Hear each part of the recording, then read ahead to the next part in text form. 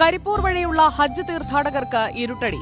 കരിപ്പൂർ വഴി പോകുന്നവർ വിമാനക്കൂലി ഇനത്തിൽ മറ്റുള്ളവരെക്കാൾ ഇരട്ടി തുകയാണ് നൽകേണ്ടത്. കൊച്ചിയും കണ്ണൂരും വഴി പോകുന്നവരെക്കാൾ 80,000 രൂപയോളം അധികമായി ഈടാക്കാനാണ് നീക്കം. സംഭവത്തിൽ അടിയന്തര ഇടപെടൽ ആവശ്യപ്പെട്ട് സംസ്ഥാന ഹജ്ജ് കമ്മിറ്റി കേന്ദ്ര ഹജ്ജ് കമ്മിറ്റിക്ക് കത്തയച്ചു. സംസ്ഥാനത്ത് 3 ഹജ്ജ് എംബാർക്കേഷൻ പോയിന്റുകളിൽ ഏറ്റവും കൂടുതൽ തീർത്ഥാടകർ പതിവായി യാത്ര ചെയ്യുന്നത് കരിപ്പൂർ വഴിയാണ്. ഇത്തവണ ആകെയുള്ള 24,794 അപേക്ഷകരിൽ 14,464 തീർത്ഥാടകരും തെരഞ്ഞെടുത്തത് കരിപ്പൂർ തന്നെ. പക്ഷേ കരിപ്പൂർ വഴി പോകുന്നവർക്ക് വലിയ തിരിച്ചടിയാണ് ഇപ്പോൾ നിശ്ചയിച്ചിരിക്കുന്ന വിമാനക്കൂലി.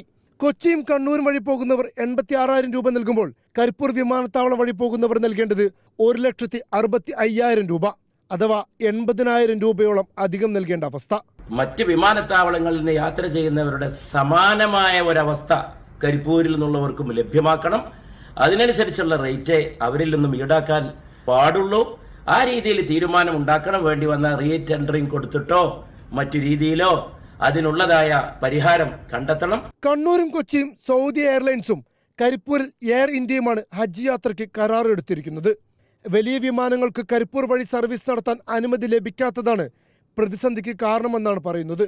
സംസ്ഥാന ഹജ്ജ് കമ്മിറ്റിയും വകുപ്പ് മന്ത്രി വി അബ്ദുറഹ്മാനും മലപ്പുറം MP അബ്ദുൽ സമദ് സമദാനിയും ഇടപെടൽ ആവശ്യപ്പെട്ടുകൊണ്ട് കേന്ദ്ര ന്യൂനപക്ഷ വകുപ്പിനും കേന്ദ്ര ഹജ്ജ് കമ്മിറ്റിക്കും കത്തയച്ചിട്ടുണ്ട്.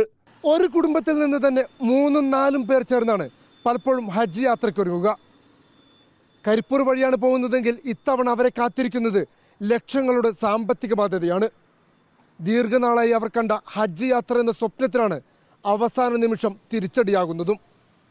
കരിപ്പൂർ വഴി പോകുന്നവർക്ക് മാത്രമുള്ള ഈ അനീതിയും വിവേചനവും അവസാനിപ്പിക്കാൻ സർക്കാർ ഇടപെടണമെന്നാണ് തീർത്ഥാടകരുടെ ആവശ്യം. Reporter Ashkar Ali Karimpa, in reporter, Malappuram.